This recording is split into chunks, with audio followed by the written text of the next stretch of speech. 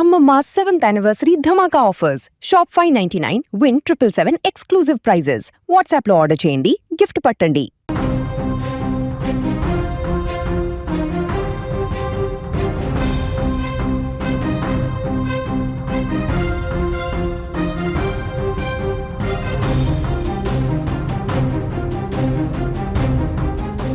భారీ రైలు ప్రమాదం త్రుటిలో తప్పింది. తిరువనంతపురం నుంచి ఢిల్లీ వైపు వెళ్తున్నటువంటి రాజధాని ఎక్స్ప్రెస్ ఆ రైలులో ఒక్కసారిగా మంటలు చెలరేగడంతో ప్రయాణికులు తీవ్ర భయాందోళనకు గురయ్యారు.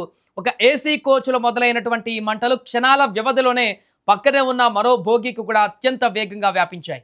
ఈ ప్రమాద సంకేతాన్ని గమనించిన రైల్వే గార్డ్ వెంటనే లోకో పైలట్ను అప్రమత్తం చేశారు. దీంతో లోకో పైలట్ ఏమాత్రం ఆలస్యం చేయకుండా రైలును నిలిపివేశారు. ఉటావుటిన రంగంలోకి దిగిన రైల్వే సిబ్బంది అధికారులు తమ సమయ స్ఫూర్తితో వ్యవహరించారు.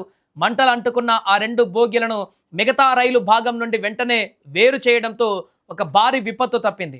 ఆ సమయంలో ప్రమాదానికి గురైన కంపార్ట్మెంట్లో సుమారు 68 మంది ప్రయాణికులు ఉన్నట్లు సమాచారం. రైల్వే సిబ్బంది వెంటనే స్పందించి బోగీలోని ప్రయాణికులను సురక్షితంగా కిందకి దించేశారు. ప్రాథమిక సమాచారం ప్రకారం విద్యుత్ షార్ట్ సర్క్యూట్ కారణంగానే ఈ యొక్క అగ్ని ప్రమాదం జరిగినట్టుగా తెలుస్తుంది.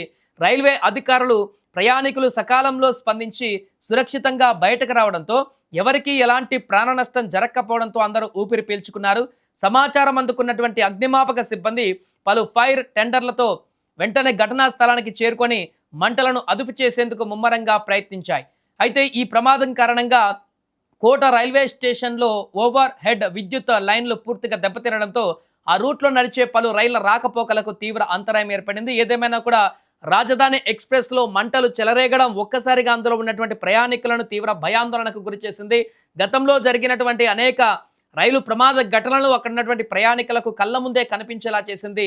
ఏమాత్రం అలసత్వం జరిగినా, ఏమాత్రం ఇక్కడ చిన్న పొరపాటు జరిగినా కూడా అనేక మంది ప్రాణాలు కోల్పోయేటువంటి పరిస్థితి ఏర్పడింది. కానీ అక్కడ లోకో పైలట్ చాకచక్యంగా వ్యవహరించి వెంటనే దాన్ని నిలుపుదల చేసి ఆ మంటలు వచ్చేటువంటి బోగీలను సపరేట్ చేయడంతో ఒక భారీ ప్రమాదం అయితే తప్పింది.